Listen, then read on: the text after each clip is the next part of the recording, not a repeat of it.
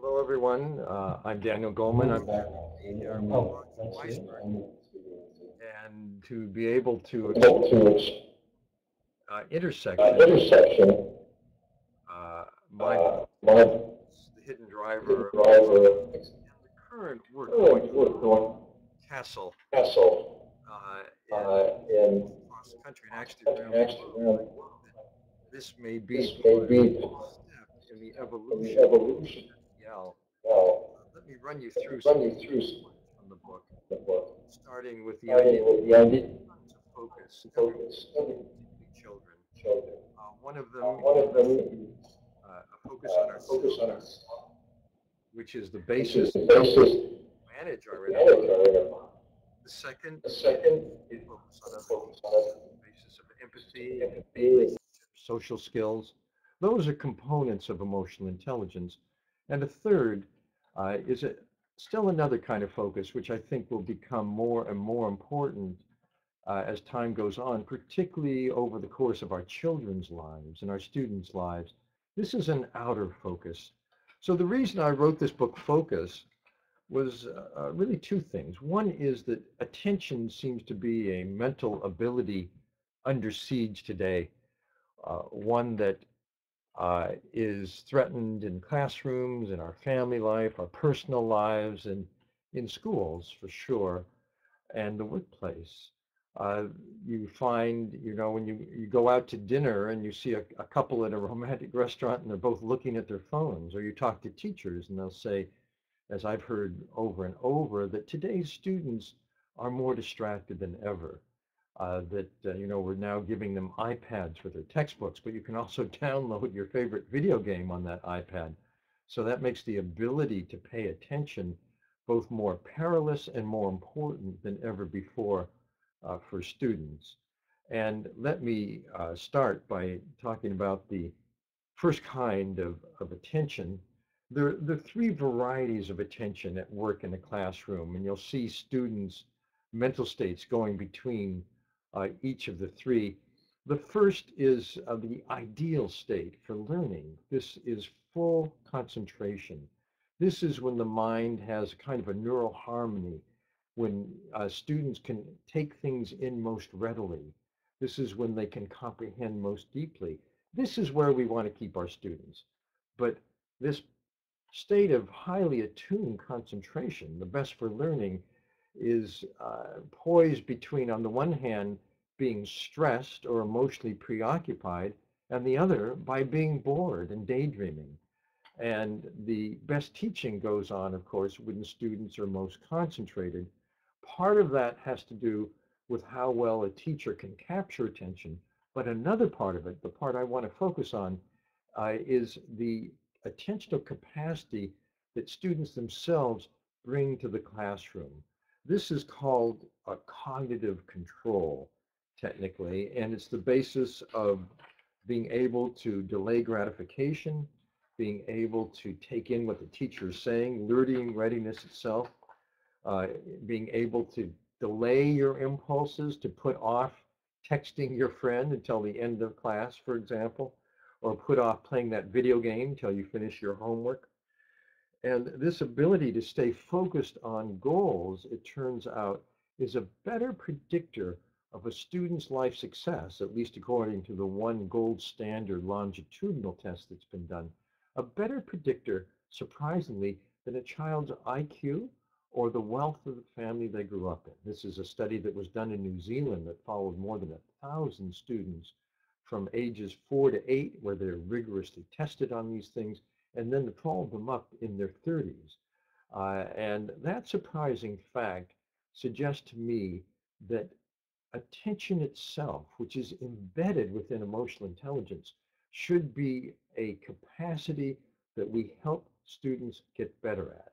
And we've been doing it implicitly in SEL with things, for example, like the stoplight, which is something that Roger Weissberg, my friend who you'll hear from shortly, designed himself. And the stoplight, some of you may have it in your schools. It's a poster that says, when you're upset, remember the stoplight, red light, stop, calm down, think before you act. Yellow light, think of a range of things you could do and the consequences. and green light, pick the best one and try it out. And the stoplight is essentially a lesson in controlling your impulse, in extending the gap between impulse and action, which some define as a measure of maturity. So the stoplight has always been part of SEL, but I think we can get even more intentional. There are ways to train the attention circuits. I visited a classroom in Spanish Harlem recently where second graders were doing daily exercise that they called breathing buddies. And this is a classroom, by the way, in Spanish Harlem, very impoverished. The kids live very traumatized lives at home. And instead of the classroom being chaotic, it was actually quite calm and focused. And the teacher said it was because of this breathing buddies. What they do is each kid gets their favorite little stuffed animal. They find a place to lie down on the floor. They put the animal on their belly, and they watch it rise as they breathe in and fall as they breathe out. They count 1, 2, 3 on the in-breath, 1, 2, 3 on the out-breath. And what this does is give them a point of focus. And the basic exercise for the attention circuits of concentration are you focus on one thing. When your mind wanders, which it will, you notice it wandered and you bring it back. And every time you bring it back, it's like a repetition in the mental gym. It's quite parallel to working out with weights to develop a muscle. Each time you bring your wandering attention back to that point of focus, you strengthen the neural circuitry for concentration. This is data, fMRI data from Emory. And I believe now that we should be teaching this to students because A, it will help them do better in learning, and B, their attention is more challenged than ever, both in the classroom, but it will be challenged through life. Data from the workplace shows, for example, that if you're working toward a major project goal, the one thing that makes you feel you had a good day at work is you had protected time that allowed you to have a small win toward that goal. So in today's students need those wins in their lessons, but they'll also need it more and more as they grow up in their work life. And as I said before, this singular ability seems to predict financial success in the mid-30s as well, interestingly, as well as health. So I think we'd be doing students a great service if we taught them how to flex that concentration muscle. And you can do this in developmentally appropriate ways. You start, say, with breathing buddies at age 7, but as children go up in the age range, you can give them bigger challenges. There's going to be a new generation of video games, actually, which are concentration builders. One of them I saw in beta is called Tenacity, and it's an iPad game. And what you do is tap the screen every time you breathe out. And on the 5th out breath, you tap it twice, and you get a visual reward. I tried it with my grandchildren, ages 7 to 14, and they all loved it. They wanted to play it again. So I think we're going to have a lot of aids coming along. I should mention the audio instructions I did. There's one for kids, there's one for teens. It's available from morethansound.net. Linda Lantieri has a very excellent set of instructions, age appropriate, called Cultivating Emotional Intelligence. And I'm sure there will be many others coming along, but I think they're all classroom aids for the future. So in a moment, I'm going to turn it over to Roger. I'm very interested in his thoughts on taking attention itself as a skill set and adding this cognitive ability to what's taught within the SEL curricula. There's one other thing that I'd like to mention before turning it over to Roger, and that is that third focus. It's a focus on systems. Children today are going to grow up in a reality which, from point of view of climate and the physical environment, I'm afraid will become harsher and harsher. For that reason, I feel that we should help them resolve the dilemma, which is that human systems of construction, and energy, and transportation industry systematically degrade the global systems that support life. And the human brain, unfortunately, has a mismatch with this threat to life itself. The mismatch is our brain was designed for a different range of threat. It's for carnivores. It's for, the bear, the saber-toothed tiger. And the changes that are happening now, which will threaten us in the future, are changes which the brain actually does not register. It doesn't see the climate changes. They're too macro, too micro for our perceptual system. And our emotional centers don't care, they kind of shrug. So I'm becoming an advocate of systems education for kids. So they grow up understanding the unfortunate interactions between human systems and natural systems and can start thinking about how to improve that interaction. And I'd like to see, for example, the metrics for this, and they do exist, built into math, built into science, so that our young children and young people today will grow up with mental models that will help them make better decisions as they go through adulthood. And having said that, I'd like to turn this over now to Roger for his point of view. Hi, Dan. It's nice to see you. Can you hear me okay? Fine. Yes. Okay, then I'll assume that the people in the listening audience can hear us fine too. First of all, I wanted to, we've known each other for a long time. It's now over 20 years. And originally, when we met, you were working on emotional intelligence. And that was an absolutely inspirational book for me.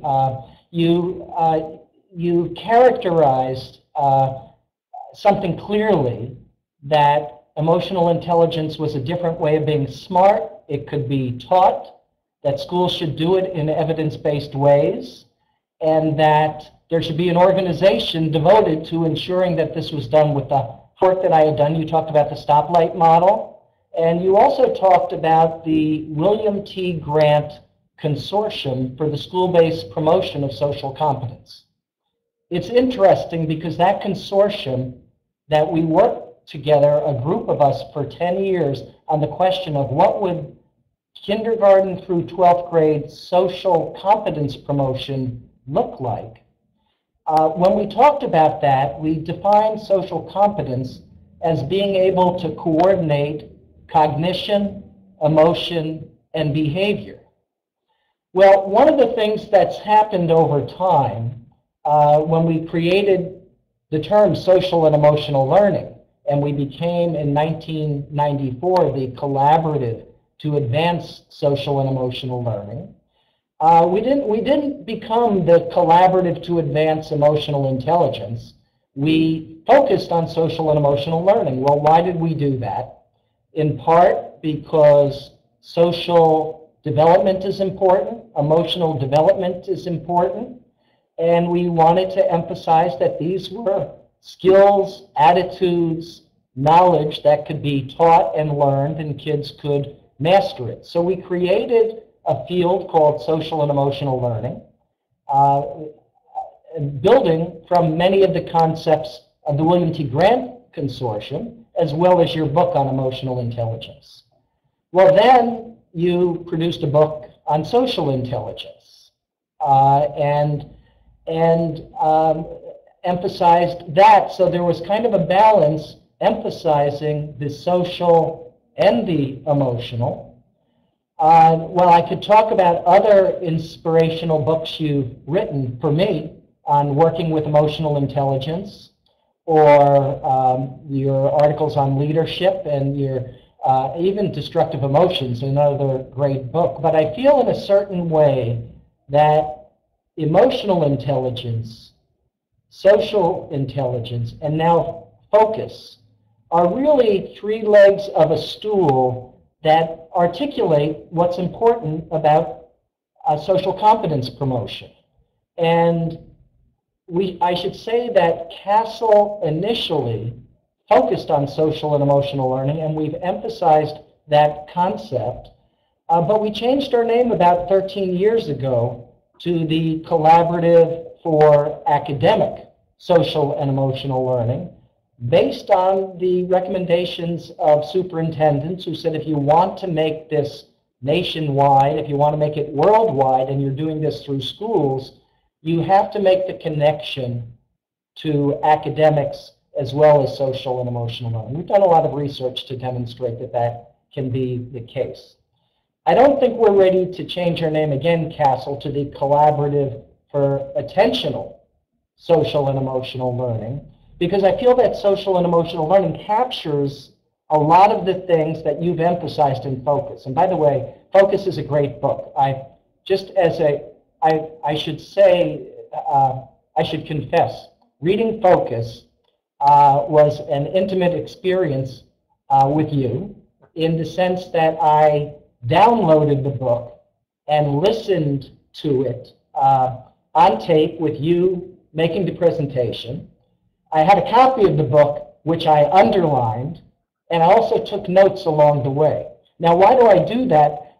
It's because there are so many important concepts in the book. There are so many things in this book that I think are going to influence the field of social and emotional learning, and also education. And there are just many things in the book that were inspirational. Maybe that, as a starting point, I could say a lot more about these things. Maybe I'll just say one other thing. Within social and emotional learning, we have emphasized self-awareness, self-management, social awareness, relationship skills, and responsible decision-making. If you know yourself and can manage yourself, if you have empathy and take the perspective of others, if you can relate well and manage conflict and engage people in relationships, if you make good decisions about yourself and your relationships with others, I think that that is incredibly important to do. You talked about the New Zealand study. There are a lot of studies that have been done, correlational and longitudinal studies, that point out, as the New Zealand study does, the importance of self-control, the importance of social relationships, empathy, various self-management strategies, decision-making, problem-solving. Everybody, I think, recognizes that people who are more socially and emotionally competent do better in school, they do better in work, they do better as citizens, they do better in life in many ways. The question that CASEL has always been challenged by is, how are these things taught? Can you do it in developmentally and culturally appropriate ways? And one of the things we're involved with right now, when you talk about the integration of the mindfulness field, the attentional field, the cognitive control field, and SEL, we're involved. We have collaborators at the 1440 Foundation. This is a foundation that's committed to the development of authentic relationships in education, in the workplace, and in life.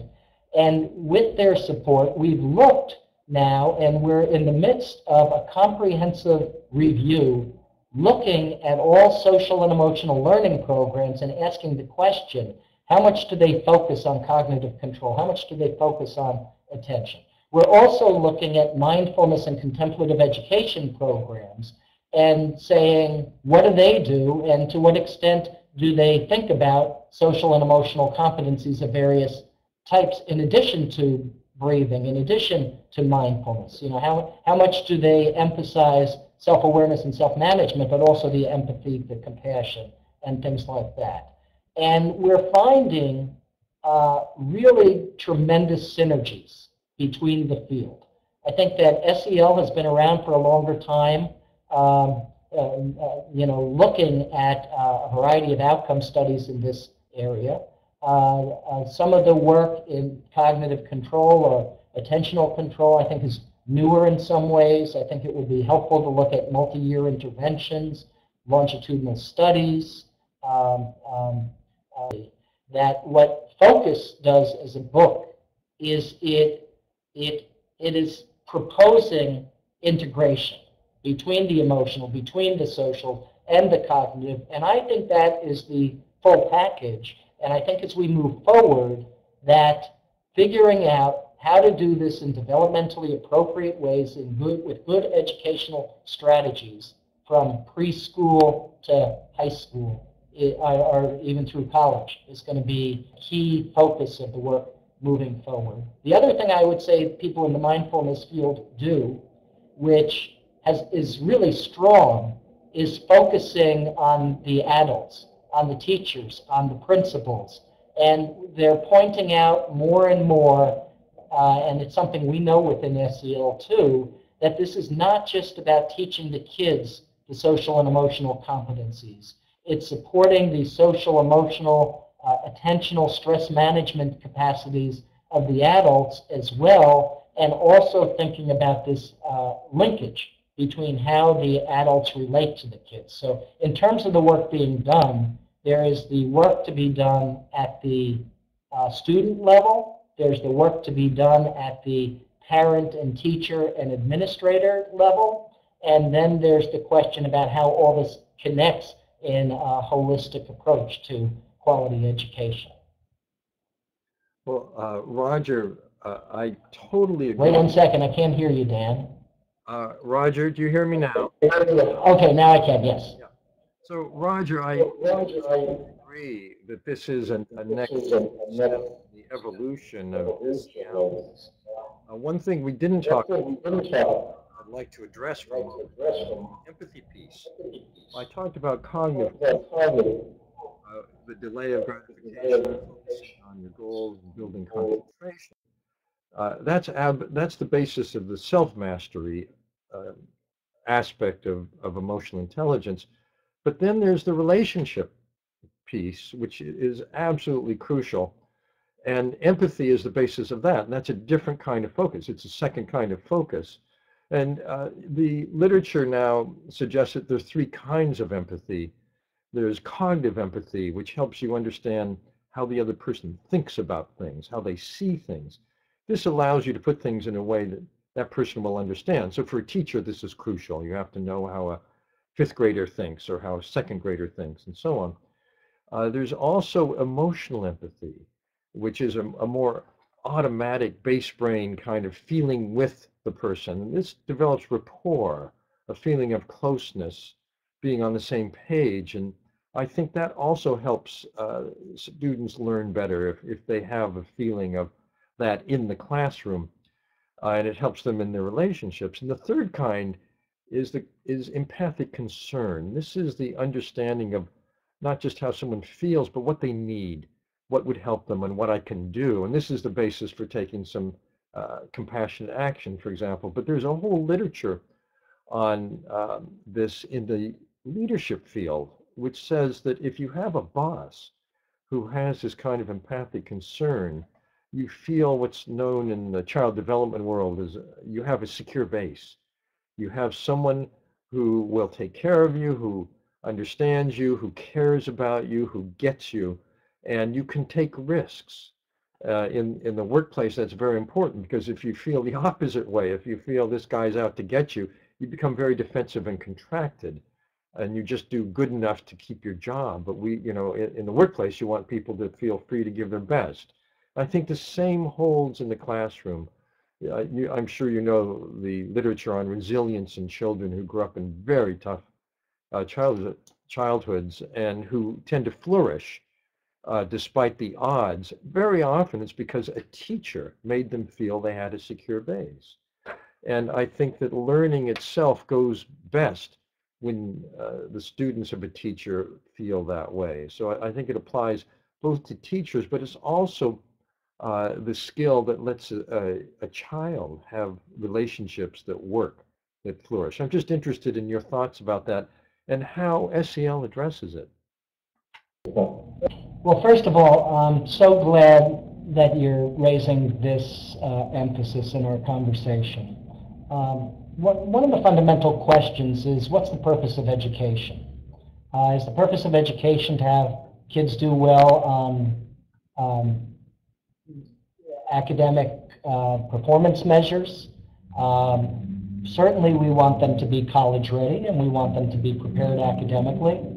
We want them to be prepared, we want them to be career ready. We want them to be community ready. We want them to be life ready. And I think currently within education, there has been a tension to improve performance on grades, to improve performance on test scores. And because of that, the focus has been on tenacity, grit, persistence, self-control. These are all things, if you do well, you're going to do better on tests. You're going to do better academically. So clearly, this is a core part of what SEL emphasizes, the personal competence side of things, the self-awareness and the self-management. On the other hand, you're bringing into focus the importance of social awareness, of empathy, of compassion, of good relationship skills.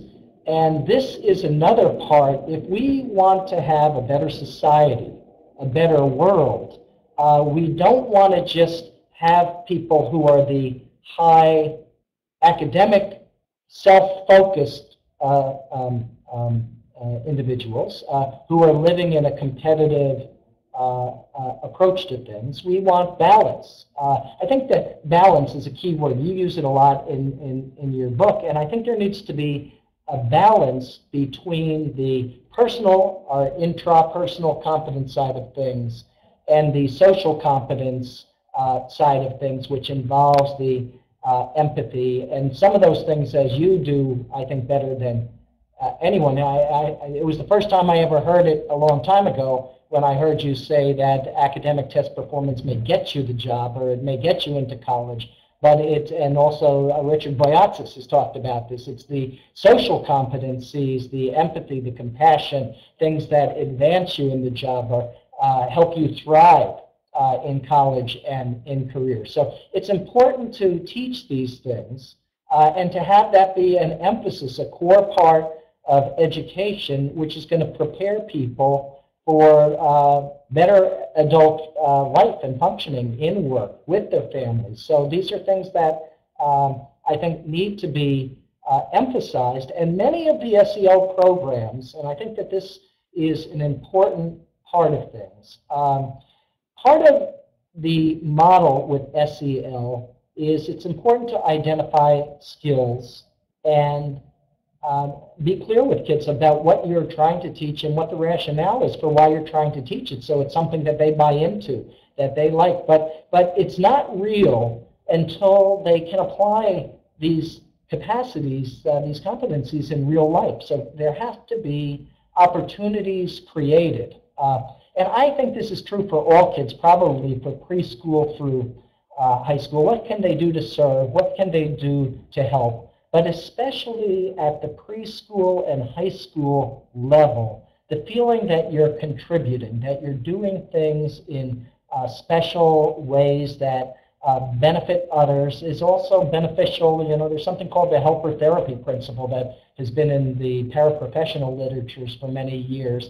When you do things to serve others, you also benefit tremendously from that yourself. So I think that a lot of the quality programming that's done is integrating academic instruction, social and emotional learning instruction with service, with project-based learning efforts. And these are some of the important innovations in education that engage kids and have them feeling that what they think and feel matter. They can make a difference, and they can see the impact of taking certain actions, the benefits to their peers, to their schools, to their communities, and indeed to the world. We're probably, I just have to say, you know, we're talking about empathy now, but the things that you introduced also, not just about the inner and the other focus, but the outer focus,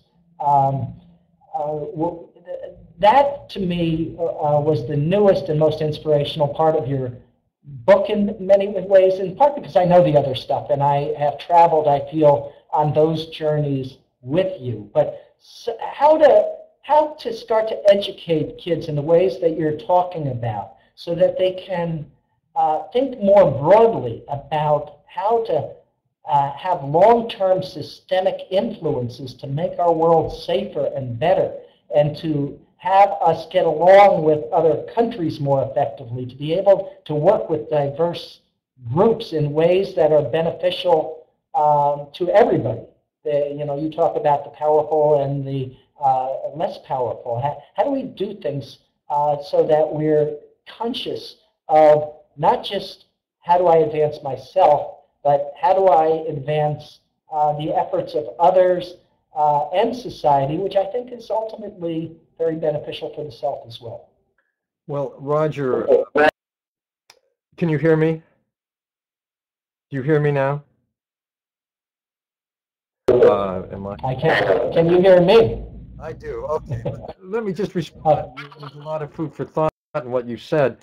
One of the points I'd like to emphasize is something that's not so clear when you focus on education, but when you zoom back and look at someone's entire life, you see that the skills of empathy and relationship skills are what matter more in the workplace. Your cognitive abilities determine what job you can get and hold.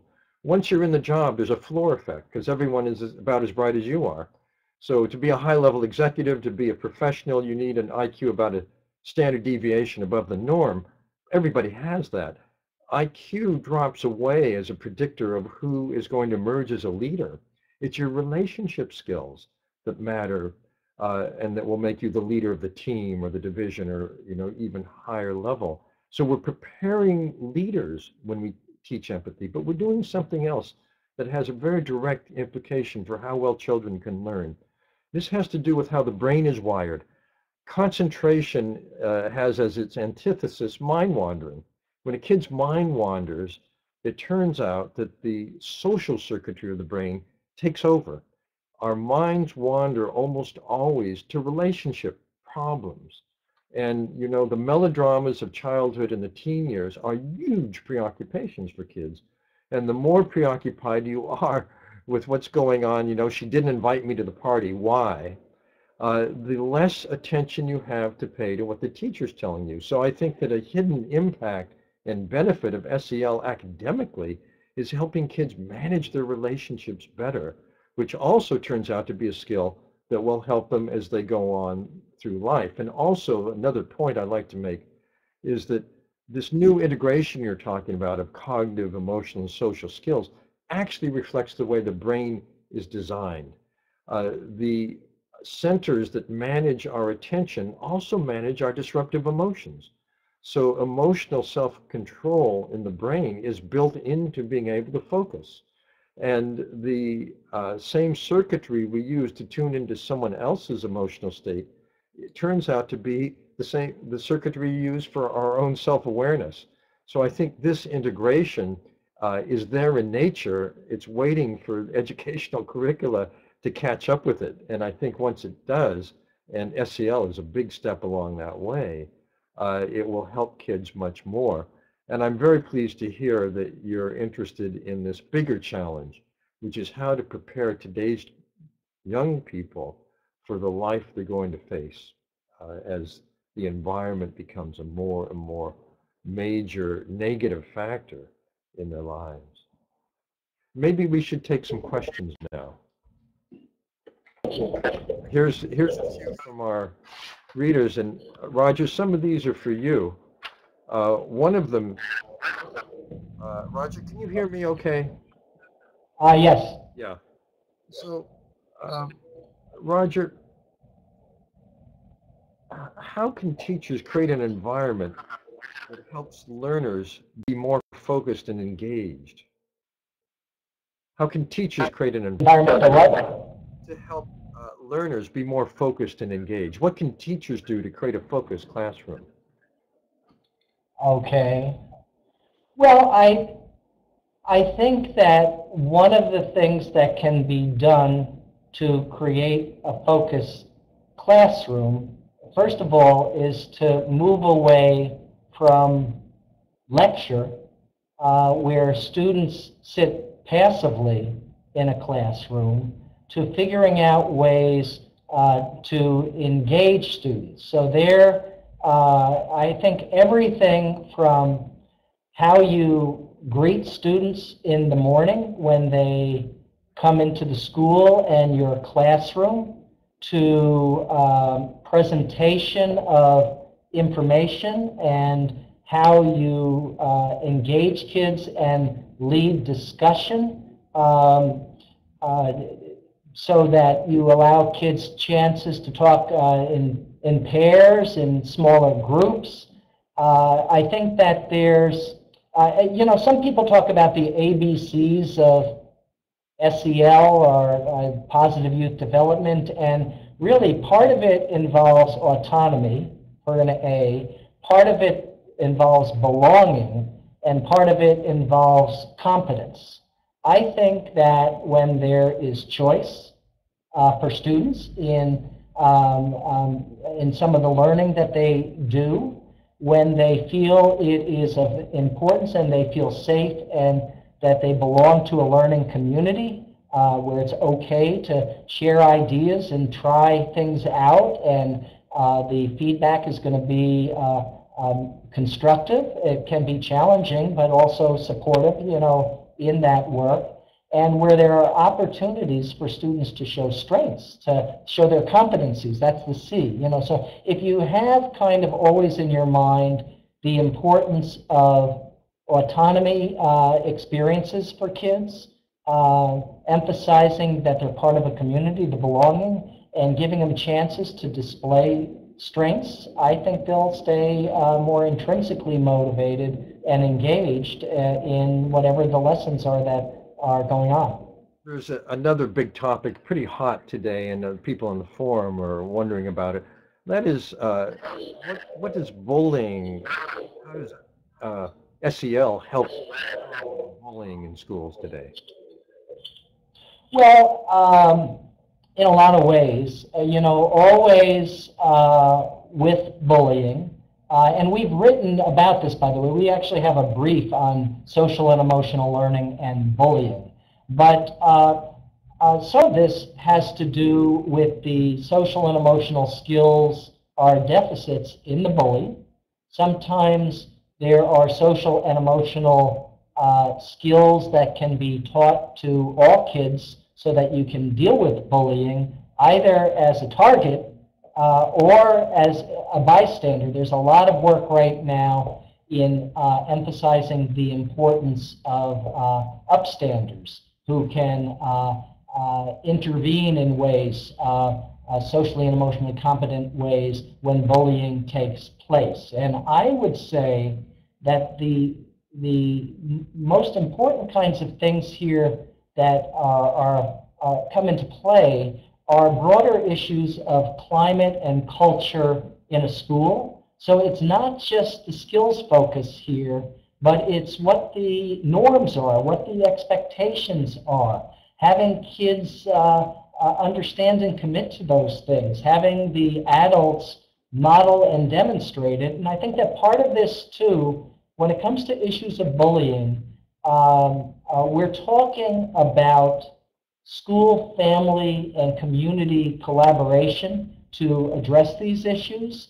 And I think a big part of the school collaboration, it's not just what the adults in the schools are doing, but it's also the responsibility of the students in here. And again, if there's certain cultural norms about what's acceptable and what's not acceptable in school or outside of school, and some of these things are conveyed, especially by students about this, I think that's going to go a long way towards preventing bullying. There's another question. This is about control, this key ability. And this question I'll answer. Okay. How can you do it in young kids? Actually, there's a raft of measures that are used in cognitive science and developmental studies measuring this. One is called the flanker test, where kids are shown an array of arrows, 5 arrows, and they have to say which direction the one in the middle is pointing. And it's difficult because the other arrows are pointing every which way. And you can get a measure of their ability to focus on one thing and ignore others, which is really the essence of this concentration ability. Another is the famous Marshmallow Test. This was done first at Stanford by Walter Mischel, where he'd have 4-year-olds come into a little room. These were kids in the preschool at Stanford. They'd put a marshmallow in front of the child and on the table and tell him or her, you could have this marshmallow now if you want, but if you wait till I run an errand and don't eat until I come back, you can have 2 then. And then they'd leave the room. This is really difficult situation for kids, but some of the kids take it right on the spot and some wait. And it turns out to be a very good measure of the ability to delay gratification, to stay with what you're doing now. It's no different really than doing your homework before you play the video game or before you check your texts from friends. So there are many, many methods for that. Here's another question that's just come in. Is there a recognized difference between boys and girls in controlling impulse? Roger, do you want to speak to that developmentally? Well, I think in a variety of research projects that boys can be seen as more aggressive than girls, and sometimes having more attentional or impulse control challenges. So I think that if you look between groups, you might see differences there, but it's important to understand that there is very strong within-group variation. So there are questions about, well, what are the gender differences? But then if there are gender differences, I think it's important to look within groups and try and understand where do people fit on a continuum and why. And I think this also relates to what happens in the brain during adolescence particularly. I've seen some new research that talks about 2 different systems in the brain. One is the instantaneous reward system, I want it now. And the other is the system that tells you, but if you wait, you'll get 2 marshmallows later. They're different parts of the brain. And it turns out during adolescence, the system that wants it now activates much more than the system that wants to delay gratification. It kind of withers in relatively speaking, and doesn't tend to take over and develop toward the end of adolescence, which is why we call it the end of adolescence. And during that time, young people are much more open to new experiences, to risk-taking, either fortunately or unfortunately, but they need help with that one system that wants it now, the system for impulse, which I think is another argument for helping kids in that age span do better with this cognitive control. And I think they need help from teachers, they need it from parents, and best is to instill it in themselves. Another question, Roger, which speaks to... And can I just say one thing while I'm thinking about it here? I really think that if we look into the future of SEL, there are 2 things that you're highlighting in your work that I think are when I look forward, just going to really help us to improve and probably transform the field. One is all the neuroscience that you're bringing into play, and I think it's especially important for us to, there's a lot of myths within neuroscience, there's a lot of misinformation about neuroscience, but the more we can learn about the advances and connect those more and more to our theories, to our program designs, to our research, I think that's going to be just enormously helpful. So this is a very exciting area of development. The other has to do, and it's something that CASEL is starting to get more involved with, is the economics of SEL. Now we're thinking about it on multiple levels.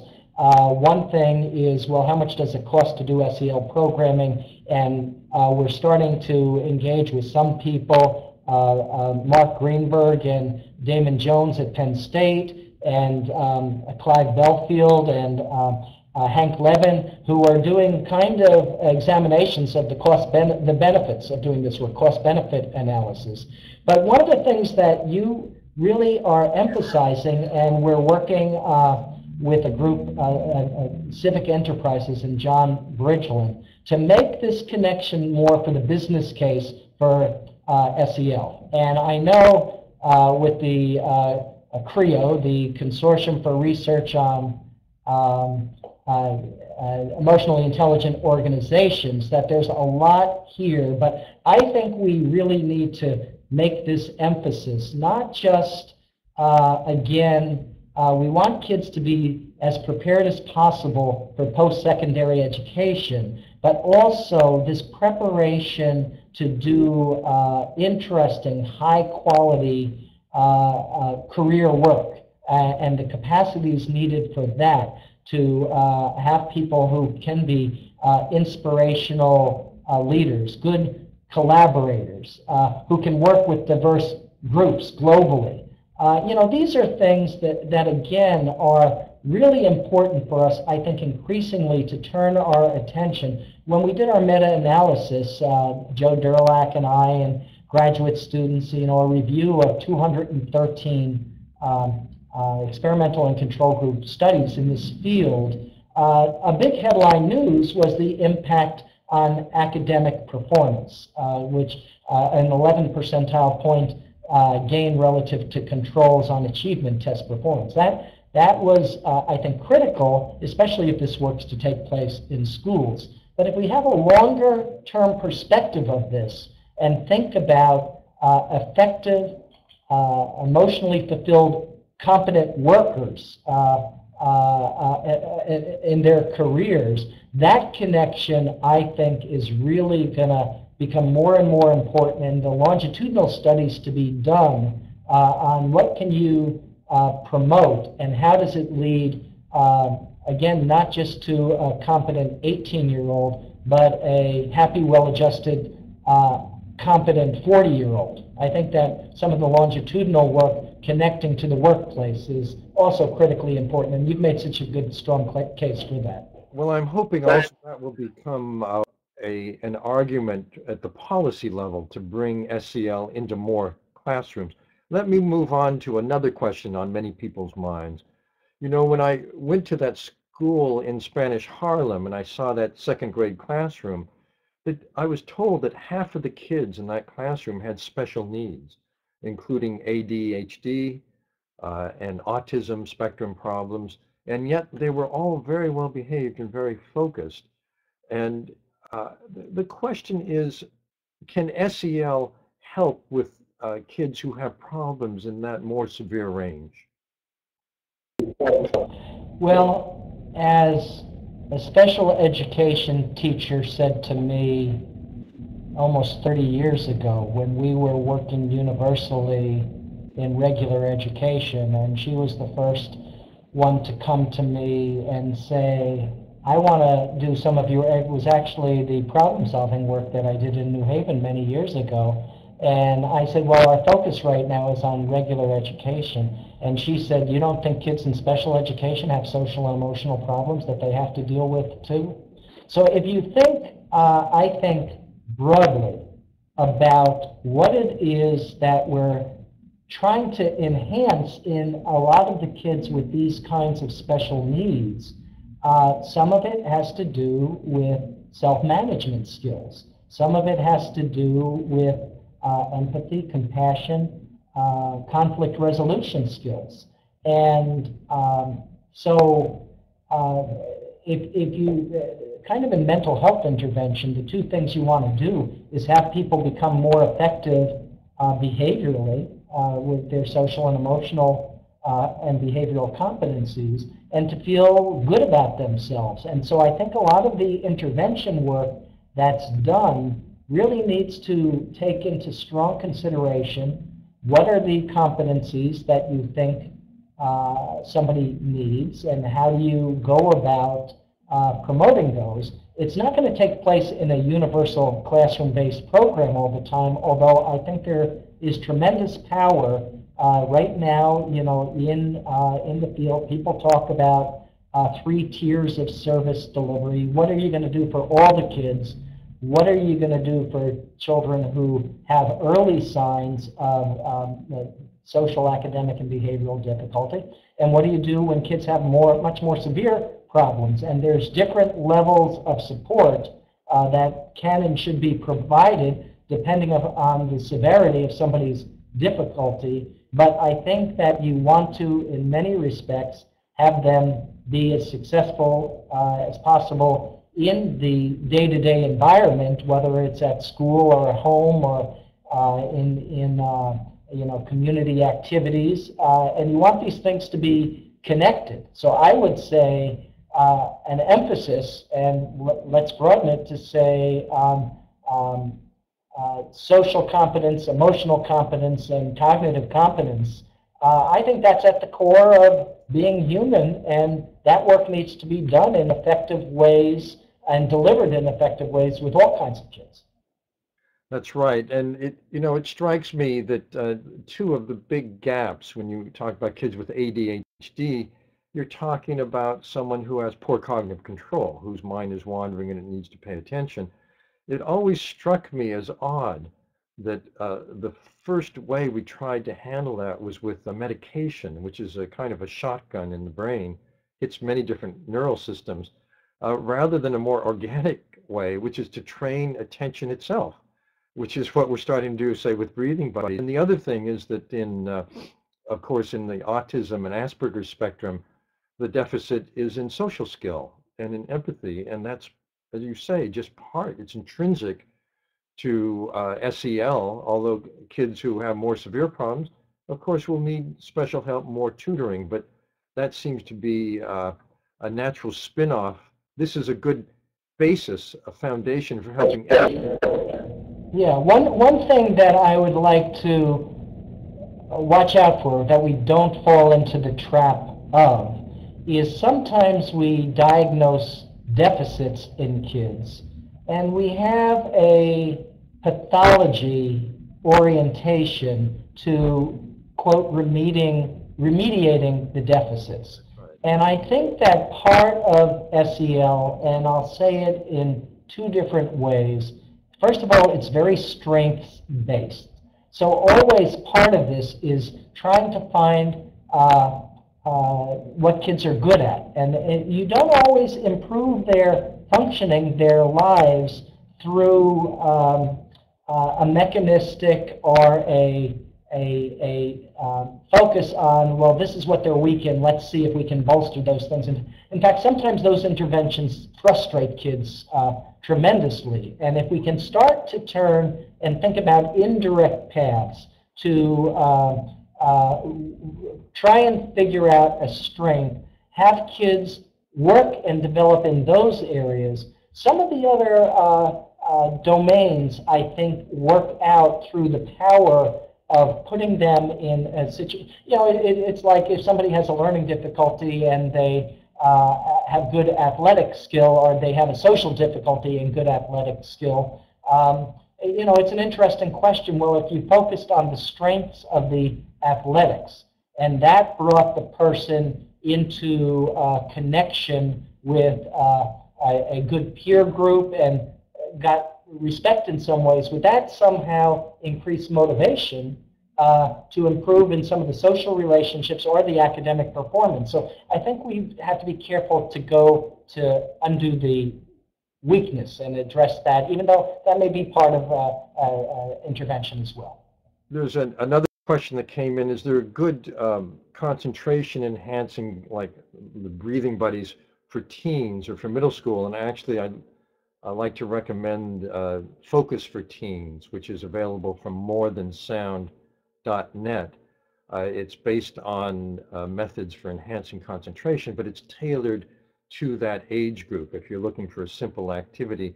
We're getting down toward the end of our time, Roger, but I do want to say that I have so enjoyed this collaboration with you over these decades, and I want to thank you for taking seriously the needs of children and young people, dedicating your career to social and emotional learning, and making it a passion. I know it is a natural passion for you, but you really have pursued a goal in an impressive way. And I think that schools across the country that have SEL programs, actually now around the world, owe you a great debt of gratitude for having done this in such an impeccable way. To do SEL in an evidence-based manner, I think makes it, the intervention of choice or the curriculum of choice in this realm. So I want to thank you, and I also want to thank everyone who has joined us. Thank you for your questions. Thank you for your attention. Thank you for any way you can take any of what we said and help students where you are. A final thank you as well. Do we have, just to say, Dan, I want to thank you. And one of the things you talk about in focus is, I think, exploration as well, not just exploiting and sticking with an idea, but looking to new horizons. And you've been a guide in many ways, always pointing out things on the horizon that we have to continue to work towards. And the excitement for me of an organization like CASEL, the Collaborative for Academic, Social, and Emotional Learning, is first we're a collaborative, and we learn from so many people, from practitioners we collaborate with, from researchers, from policymakers, from child advocates, but also we learn. And I think that the reason why this is going to be a vital field moving forward is we're not going to be fixed and set with what we've done so far, but constantly thinking to the future about how can we do things in better and better ways across schools, districts, states, countries, as we advance the work. So it's a pleasure, and I look forward to future collaborations with you. Thank you. To the future.